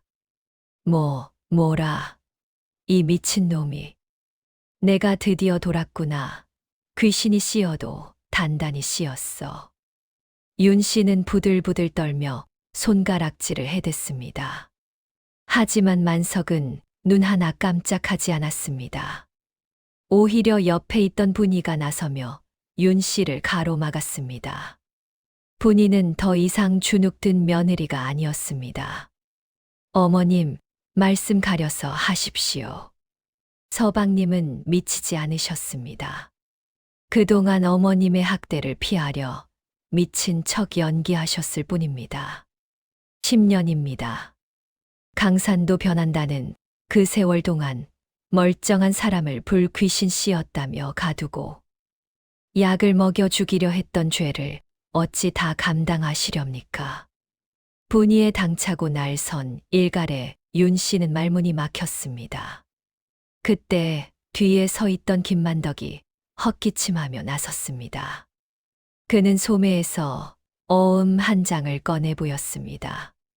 이 댁 작은 도련님께서 노름빛으로 제게 쓴 각서입니다. 돈을 갚지 못하면 이 집 안 채를 내놓기로 되어 있더군요. 누구십니까? 윤 씨가 겁에 질려 물었습니다. 한양 장사치 김만덕이라 합니다. 오늘부로 이 댁 장자이신 박만석 대감과 동업을 하기로 했지요. 헌데 들어보니 안주인께서 며느리와 아들을 굶기고 학대한다 들었습니다. 내 돈을 빌려간 집안 꼴이 일이 엉망이라서야 원. 김만덕이라는 이름의 윤 씨는 다리에 힘이 풀려 주저앉고 말았습니다. 조선 팔도에서 김만덕을 모르는 사람은 없었습니다. 그가 손만 까딱하면 쌀가게든 포목점이든 줄줄이 망하게 할 수 있다는 재물의 신이었으니까요. 상황이 불리하게 돌아가자 윤 씨는 재빨리 태세를 전환했습니다. 그녀는 눈물을 쥐어짜며 만석의 바짓가랑이를 붙잡았습니다. 만석아, 내 아들아, 내가 다 너 잘되라고 그런 것이다. 내가 몸이 성치 않으니 액땜을 하려고. 오해가 있었다면 풀자꾸나. 응, 우리는 가족 아니냐. 가증스러운 연기였습니다.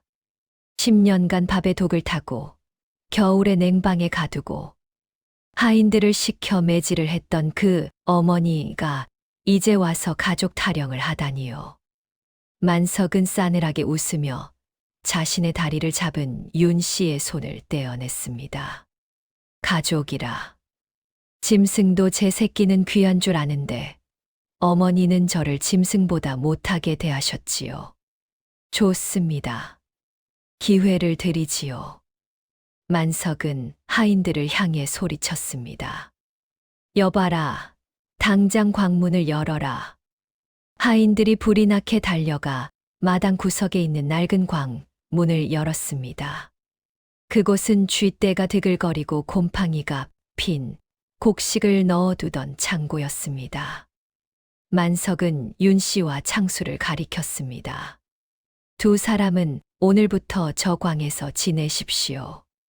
밥은 하루 한 끼 꽁보리밥에 소금국만 지급할 것입니다. 제가 지난 10년 동안 당했던 고통의 딱 절반만 돌려드리겠습니다. 뭐야? 내가 감히 누군 줄 알고. 나는 이 집 안방만입니다. 윤 씨가 발악을 했지만 김만덕의 눈짓을 받은 덩치 큰 호위무사들이 윤 씨와 창수를 양쪽에서 끼고 끌고 갔습니다. 이거 놔라, 만석아, 분이야. 내가 잘못했다. 제발 저기는 안 된다. 처절한 비명과 함께 윤 씨와 창수는 어두컴컴한 광 속으로 내동댕이 쳐졌고 육중한 나무 문이 쿵 하고 닫혔습니다. 밖에서 빗장이 걸리는 소리가 나자 안에서는 문을 긁어대며 살려달라는 울부짖음이 터져나왔지만 아무도 귀담아 듣지 않았습니다. 마당에는 정적이 흘렀습니다. 하인들은 모두 만석과 분이 앞에 납작 엎드렸습니다. 만석은 떨리는 손으로 분이의 어깨를 감싸 안았습니다. 부인, 끝난 게 아닙니다. 이제 시작입니다. 아버지를 뵈러 가야 합니다. 그렇습니다. 아직 이 집의 진짜 주인인 박 대감이 남아 있었습니다.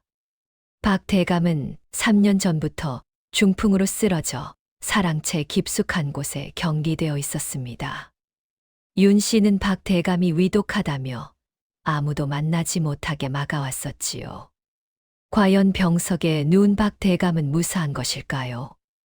만석과 분이는 긴장된 표정으로 사랑채로 발걸음을 옮겼습니다. 오랫동안 사람의 발길이 끊겨 잡초가 무성한 사랑채. 문풍지는 찢겨 바람에 펄럭이고 있었고 방 안에서는 썩은 내가 진동을 했습니다. 분이가 떨리는 손으로 방문을 열었을 때 두 사람은 눈앞에 펼쳐진 참혹한 광경에 그만 입을 틀어막고 말았습니다. 이불은 언제 빨았는지 모를 정도로 새카맣게 절어 있었고 그 위에 뼈만 앙상하게 남은 노인이 짐승처럼 웅크리고 누워 있었습니다. 박 대감의 눈은 초점을 잃은 채 허공을 응시하고 있었는데 그의 손발은 밧줄로 묶여 있었습니다. 자신의 배설물 위에서 뒹굴고 있는 아버지. 그것은 간병이 아니라 사육이었습니다. 아, 아버지. 만석이 비명을 지르며 뛰어들어가 박 대감을 끌어안았습니다. 박 대감은 아들의 목소리에 희미하게 반응하는 듯 눈동자를 굴렸지만 입에서는 하는 신음소리만 새어나올 뿐이었습니다. 자세히 보니 입안이 헐어 말을 할 수 없는 상태였고 베개 밑에는 누군가 억지로 먹인 듯한 정체불명의 검은 약지꺼기가 흩어져 있었습니다. 독이다. 이것들이 아버지를 서서히 독살하고 있었어. 분이가 약지꺼기를 찍어 맛을 보고는 경악하며 소리쳤습니다. 윤 씨는 단순히 재산을 뺏으려던 게 아니라 박 대감을 식물인간으로 만들어 놓고 안주인 행세를 하며 집안을 집어삼키고 있었던 것입니다. 만석의 눈에서 피눈물이 흘러내렸습니다. 그는 앙상해진 아버지의 손을 잡고 하늘이 떠나가라 오열했습니다. 불효자 만석이 이제야 왔습니다. 저 악귀 같은 년을 내 손으로 찢어 죽여도 시원치 않을 것입니다. 그때 박 대감의 앙상한 손가락이 미세하게 꿈틀거렸습니다. 그가 무언가를 말하려는 듯 입을 달싹이자 분이가 황급히 귀를 갖다 대었습니다. 박 대감은 모기만한 목소리로 방바닥의 특정 지점을 가리키며 쥐어짜듯 한마디를 내뱉었습니다. 장, 판, 밑. 박 대감이 마지막 힘을 다해 가리킨 아랫목 장판 밑. 그곳에는 윤 씨조차 찾아내지 못한 이 집안의 운명을 결정지을 최후의 비밀이 숨겨져 있었습니다. 분이는 급히 장판을 뜯어내기 시작했습니다. 찌익, 찌익. 오래된 장판지가 찢겨나가는 소리가 정적을 갈랐습니다. 분이는 손톱이 뒤집혀 피가 배어나오는 것도 아랑곳하지 않고 억센 손길로 바닥을 파헤쳤습니다. 악교로 단단히 붙여놓은 장판지를 걷어내자 그 아래 썩은 나무 바닥 틈새로 네모난 틈이 보였습니다. 박 대감이 온몸이 마비되어가는 와중에도 혼신의 힘을 다해 숨겨두었던 마지막 보루였습니다. 이게 무엇입니까? 분이가 떨리는 손으로 꺼내든 것은 곰팡이가 슬어있는 작은 흑단 목함이었습니다. 뚜껑을 열자 그 안에는 붉은 인주가 묻은 가문의 옥새와 깨알 같은 글씨가 적힌 두루마리가 들어 있었습니다. 만석이 급히 두루마리를 펼쳤습니다. 그것은 단순한 장부가 아니었습니다. 박 대감이 병석에 누워 정신이 오락가락하는 척하며 윤 씨와 창수가 쑥덕거리던 모든 음모를 기록해 둔 혈서였습니다. 을사년 동짓달 처윤 씨가 의원과 작당하여 내 탕약에 비상을 섞는 것을 보았다. 내 혀가 굳어 말을 할 수 없게 된 것은 병이 아니라 독 때문이다. 읽어내려가는 만석의 손이 부들부들 떨렸습니다. 종이 곳곳에는 분노와 고통으로 점철된 핏자국이 눌어붙어 있었습니다.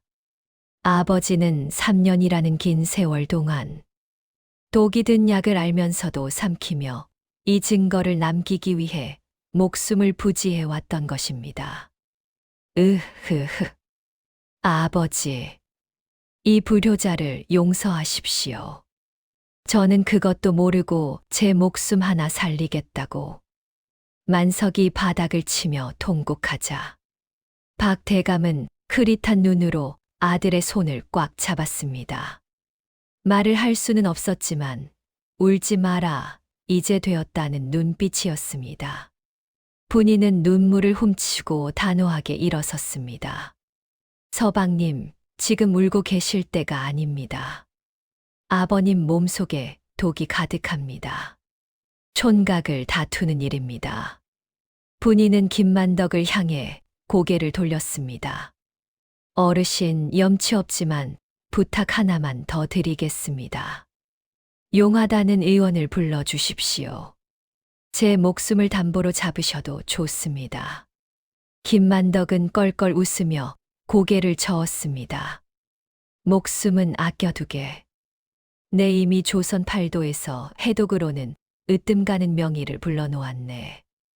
마침 근처를 지나던 길이라 하니 곧 당도할 걸세. 말이 떨어지기가 무섭게 대문 밖에서 이리 오너라 하는 소리가 들렸습니다. 백발이 성성한 노의원이 약통을 메고 들어왔습니다. 의원은 박 대감의 맥을 짚고 눈을 까뒤집어 보더니 혀를 쯧쯧 찼습니다. 도끼가 오장육부에 스며들어 숨이 붙어 있는 것이 기적일세. 조금만 늦었어도 황천계 건널 뻔했어. 의원은 즉시 침을 꺼내 박 대감의 10손가락 끝을 따고 독한 약초를 다려 억지로 입에 흘려 넣었습니다. 그러자 박 대감의 몸이 화로처럼 튀어오르더니 입에서 검붉은 피를 토해내기 시작했습니다. 비릿하고 역겨운 냄새가 방 안에 진동을 했지만 분이는 눈 하나 찡그리지 않고 쏟아지는 토사물을 맨손으로 받아냈습니다. 아버님, 뱉으세요. 다 뱉어내셔야 삽니다. 분이는 밤새도록 박 대감의 등을 두드리고 굳어버린 팔다리를 주물렀습니다. 그 지극정성에 하늘도 감동한 것일까요? 새벽녘이 되자 박 대감의 잿빛 얼굴에 조금씩 핏기가 돌아오기 시작했습니다. 그제야 분이는 탈진하여 만석의 어깨에 기대어 쪽잠을 잘 수 있었습니다. 같은 시각 저택 구석에 있는 낡은 광 안에서는 지옥도가 펼쳐지고 있었습니다. 문 열란 말이야. 내가 누군 줄 알아. 창수는 문을 발로 차다 지쳐 바닥에 주저앉았습니다. 배에서는 천둥 소리가 났고 한겨울의 냉기가 뼛속까지 파고들었습니다. 윤 씨는 머리를 산발한 채 구석에 쪼그리고 앉아 중얼거렸습니다. 내 비단옷, 내 보석함, 그거 다 내 건데, 내가 어떻게 모은 건데. 어머니, 지금 그게 중요해요? 우리 여기서 얼어 죽게 생겼다고요. 아, 배고파 죽겠네. 뭐 먹을 거 없어요? 창수가 짜증을 내며 윤 씨를 밀치자 윤 씨의 품에서 말라비틀어진 곶감 하나가 툭 떨어졌습니다. 아까 끌려올 때 몰래 챙긴 것이었습니다. 창수의 눈이 뒤집혔습니다. 그는 짐승처럼 달려들어 곶감을 낚아챘습니다. 이리 내놔. 나부터 살고 봐야지. 이놈아, 이건 내 거다. 애미도 몰라보는 불효자식 같으니라고. 모자는 곶감 하나를 두고 서로 머리채를 잡고 뒹굴었습니다. 평소 내 새끼, 우리 아들 하며 끔찍이 아끼던 모정은 배고픔과 추위 앞에서는 휴지 조각보다 못했습니다. 결국 힘센 창수가 곶감을 빼앗아 한 입에 털어넣었고 윤 씨는 바닥을 치며 악을 썼습니다. 그들의 비명소리는 찬바람에 묻혀 밖으로 새어나가지도 못했습니다. 그로부터 보름이 지났습니다. 박 대감 댁에는 봄 기운과 함께 기적 같은 변화가 찾아왔습니다. 식물인간이나 다름없었던 박 대감이 지팡이를 짚고 마당을 걸을 수 있게 된 것입니다. 비록 걸음은 느렸지만 눈빛만은 예전의 총기를 되찾았습니다. 그리고 만석은 몰라보게 달라졌습니다. 분이가 매일 약초 물로 씻겨준 덕분에 얼굴의 딱지가 모두 떨어져 나갔고 흉터는 옅어져 오히려 강인한 장군의 상처럼 보였습니다. 어느 맑은 날 아침 박 대감은 만석과 분이를 사랑채로 불렀습니다. 그는 떨리는 손으로 분이의 손을 잡고 눈시울을 붉혔습니다. 아가, 내가 우리 집안을 살렸다. 내 너를 며느리가 아니라 하늘이 보내준 딸로 여기겠다. 아버님, 과찬이십니다. 저는 그저 할 도리를 했을 뿐입니다. 아니다. 이제 묵은 빚을 청산할 때가 되었다. 만석아. 예, 아버지. 관아에 기별을 넣어라. 그리고 마을 사람들을 모두 마당으로 불러 모아라. 내 오늘 이 집안의 흉물을 도려내고 만천하에 진실을 알릴 것이다. 박 대감의 명령에 만석은 비장한 표정으로 고개를 끄덕였습니다. 곧이어 마을에는 박 대감이 살아났다. 오늘 악독한 윤 씨의 죄를 묻는다더라 하는 소문이 쫙 퍼졌습니다. 구경꾼들이 구름대처럼 몰려들었고 박 대감 댁 넓은 마당은 발 디딜 틈이 없었습니다. 상석에는 박 대감이 근엄하게 앉아 있었고 그 옆에는 만석과 분이가 그리고 뒤에는 김만덕이 버티고 서 있었습니다. 드디어 광문이 열렸습니다. 보름 만에 햇빛을 본 윤 씨와 창수가 하인들에게 질질 끌려 나왔습니다. 그들의 몰골은 차마 눈 뜨고 볼 수 없을 지경이었습니다.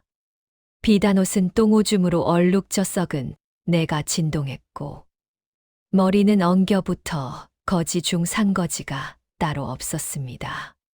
사람들은 코를 막으며 수군거렸습니다. 아이고, 꼴 좋다. 천하의 마님 행세하더니 꼴이 저게 뭐야?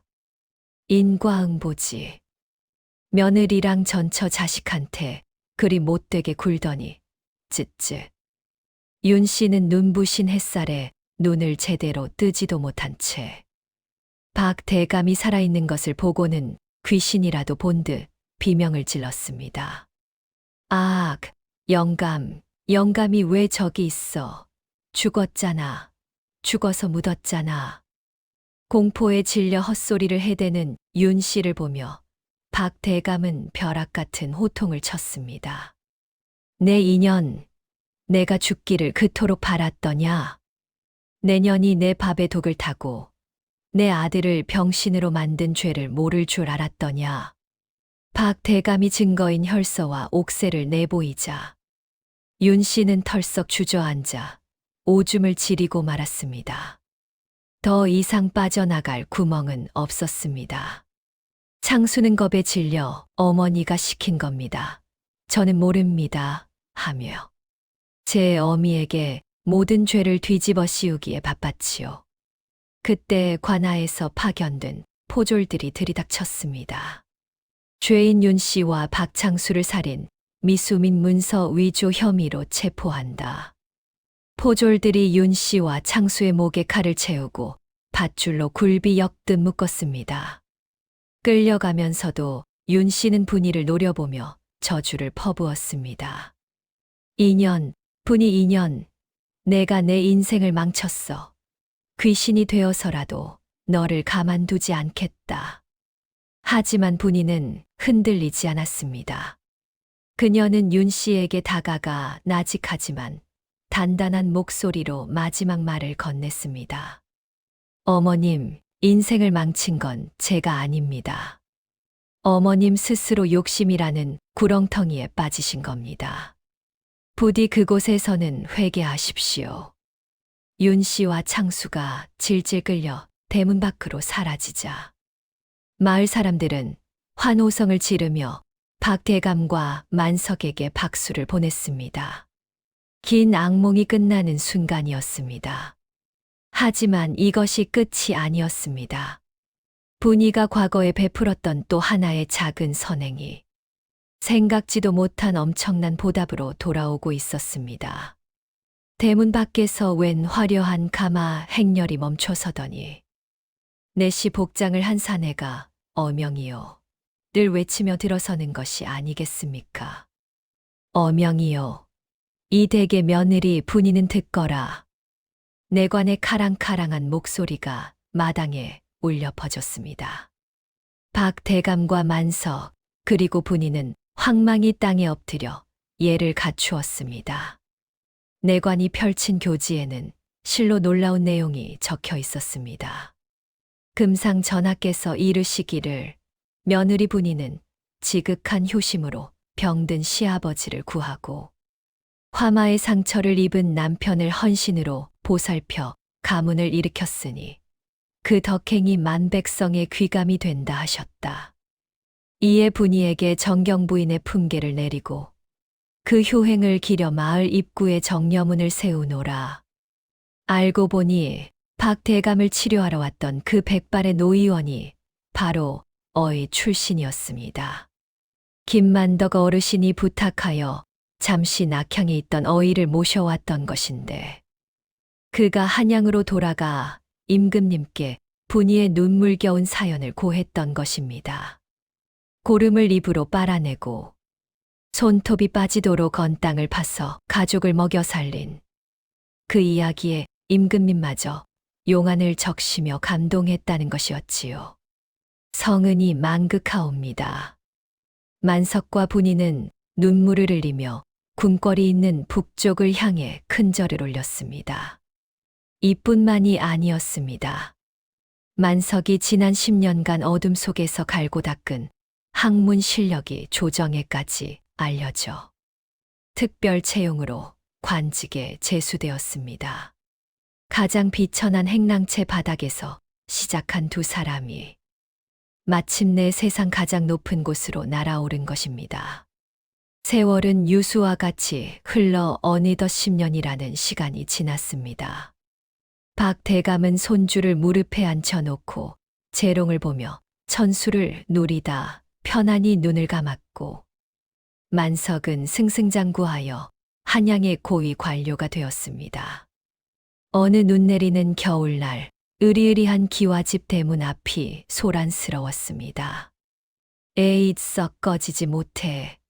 여기가 어디라고 감히 들이밀어. 아이고 나으리.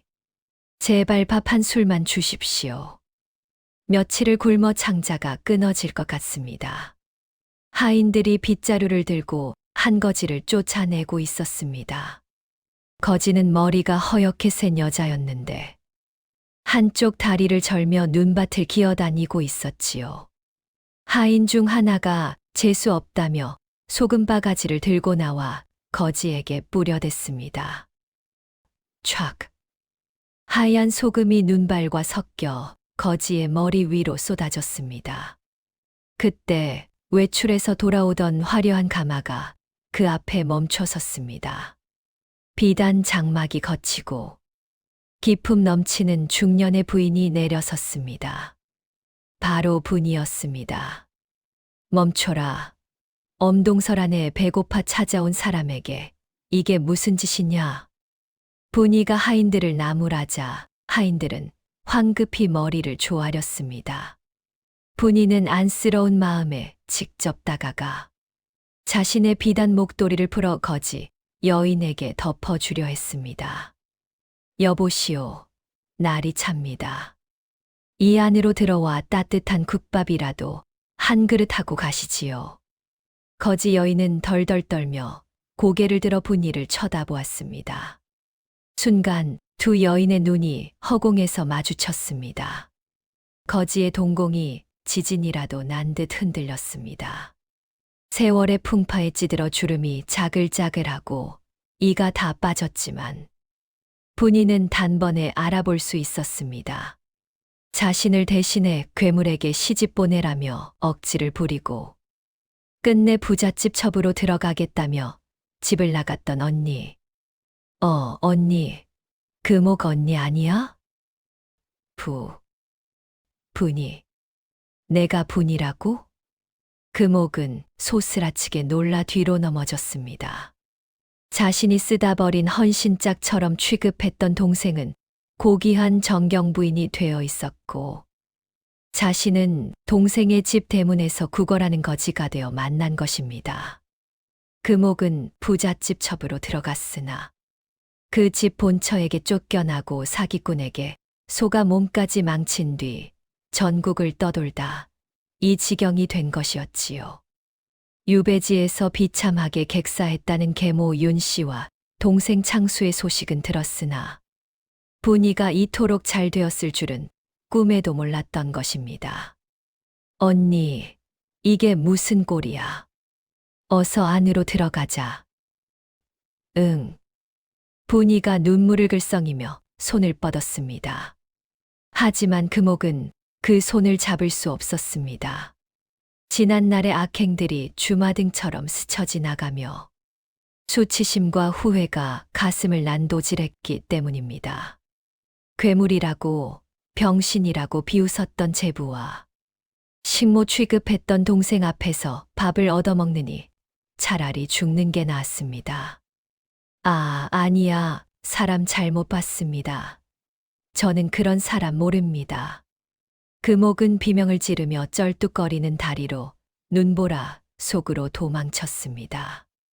언니, 거기서, 언니. 분이가 뒤쫓아가려 했지만 하필 그때 퇴청하여 돌아오던 만석이 분이를 부축했습니다. 부인, 놔두시오. 스스로 지은 죄의 무게를 감당하지 못해 도망치는 것입니다. 억지로 잡은들 그 마음이 편하겠소. 만석은 도망치는 금옥의 뒷모습을 쓸쓸하게 바라보았습니다. 다음 날 아침 마을 어귀의 다리 밑에서 얼어 죽은 여인의 시신이 발견되었습니다. 그녀의 품속에는 훔친 것인지 얻은 것인지 모를 꽁보리밥 한 덩이가 돌덩이처럼 얼어붙어 있었다고 합니다. 분이는 그 소식을 듣고 양지 바른 곳에 묻어주며 마지막 예를 다했습니다. 모든 악연이 정리된 후 만석과 분이는 정자에 앉아 둥근 보름달을 바라보았습니다. 만석이 분이의 손을 잡으며 나직이 말했습니다. 부인 고맙소. 타다 남은 재 같았던 내 인생에 꽃을 피워준 건 바로 당신의 그 고운 마음씨였소. 아니옵니다, 서방님. 서방님은 본래 귀한 옥이셨습니다. 저는 그저 그 위에 앉은 먼지를 닦았을 뿐이지요. 두 사람은 서로를 마주보며 환하게 웃었습니다. 그들의 머리 위로 하얀 눈송이가 축복처럼 쏟아져 내렸습니다. 착한 마음은 언젠가 반드시 보답을 받고 욕심은 스스로를 파멸시킨다는 평범한 진리.